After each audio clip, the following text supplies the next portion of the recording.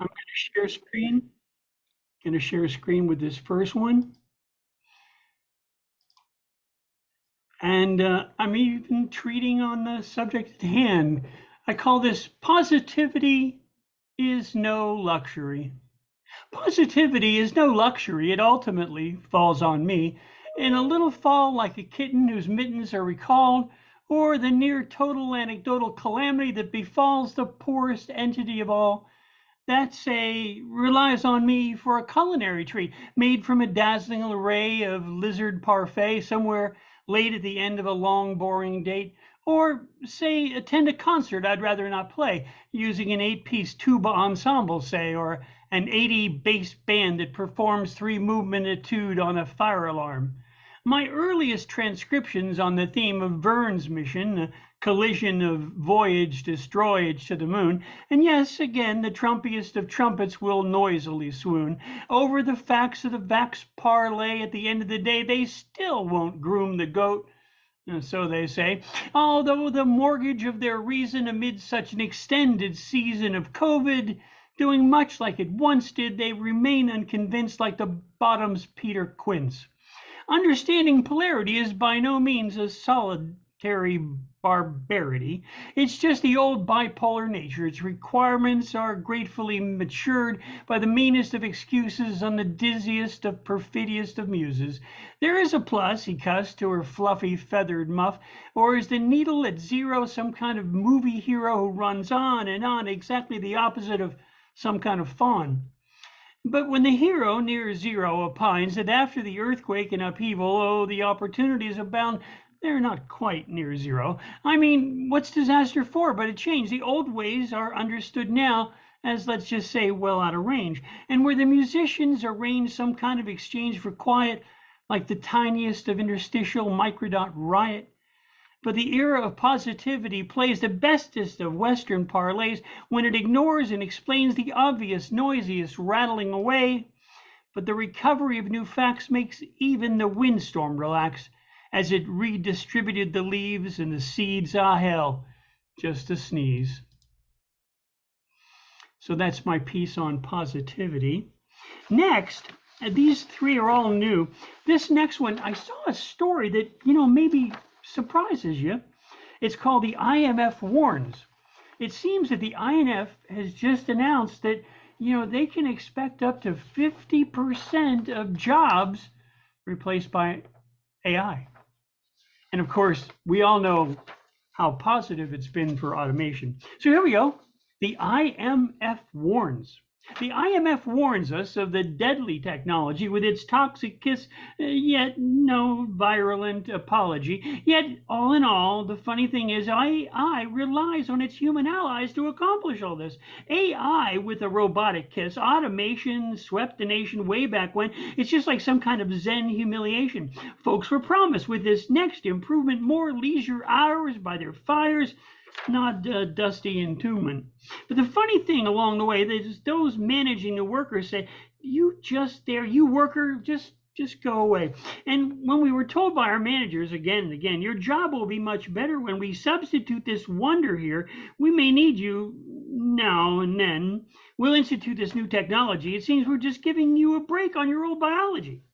Once 1,000 monks made copies. Now a printing press gives them all hobbies. They certainly won't need jobbies. 10,000 pens went silent when, and the old typesetter, no, they did it again.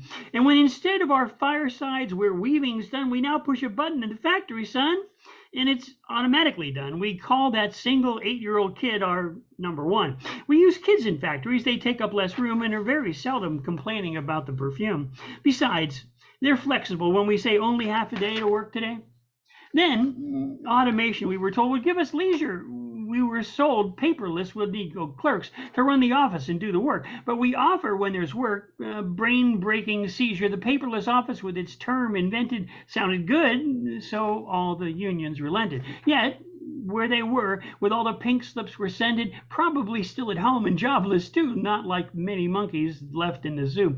Because even they too were downsized, and yet today we're all kind of surprised. When some damn fool with this corporate lie says AI will not replace the vaunted members of the human race, we all nod and proclaim that leisure is good, but there's a lot of empty houses left in the neighborhood.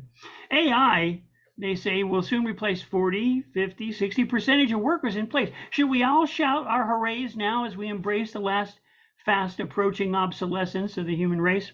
But they'll soon work out the one last problem as we approach the mythic. They won't waste your time now. I'll be specific. We've got machines that make and break. We've got machines that print, and very good machines even to squint. But one last horizon for which we aim is a very tough cookie to even name. We've machines that write long into the night. We're tireless, stealing from others, just like we like. The only problem we just can't surmount, we need to invent a machine that buys and can count. We've added in wants, we've added in needs, but try as we may, we haven't succeeded to invent a machine with greed. We've added in lust. In fact, with such success, we even gave the machines to undress. But it seems that they may need a small supply of some random girls and some random fractious guys just to keep the circulation. It's quite a surprise. Well, for now, we may need a human or two. We can temporarily store them in some kind of zoo. The IMF warns. And then last but not least, this is one that I loved, and it was just not quite right. You know, you just need sometimes to just tweak it a little more. And this is one I think we're all friendly with. This is called 3 a.m., but number 6. 3 a.m. With 3 a.m., I'm well acquainted. Some may say my night is thereby tainted. Watch this hour, although you may yet be confused, consumed by silence or by silence ill-used. However, not stressed, maybe prayerful, and therefore duly blessed. Your night's perhaps already tainted when you undress, nearly fainted. Fancy, says I, as I walk amidst those sleepers and all the dreamers and their richly thrones of dreams possessed, somewhere out there in all that velvet, slick, and dreamy fog, success. They are all still similarly dressed, yet all nights passed in quietude, though I'm now quite fanciful and fantastically like Aladdin's lamp, ornamentally and completely fully possessed. I pluck from all these dreamers a little magic, sometimes as if only to weaken their journey, which could be tragic. Steal a little of the magic from their toiling, tugging chains, they'll never miss it. Besides, they rarely complain. While sweet sleep has seized their twitching, awesome, bewitched, blossomed, and merrily bedazzled brains, I will trail and trace these whelps of graceful magic as I stroll past the ivy garland in place. Figuratively, I seem to steal their dreams, a little madness here, a smidge of droll there, which I might, for a moment, stealthily embrace. Lo, these many decades, in my midnight rides, sometimes with the gypsy pixies, I will tumble and collide, out to do their mischief. So intent are they, charging there amidst the dreamers, oh, such merry mischief conjure they.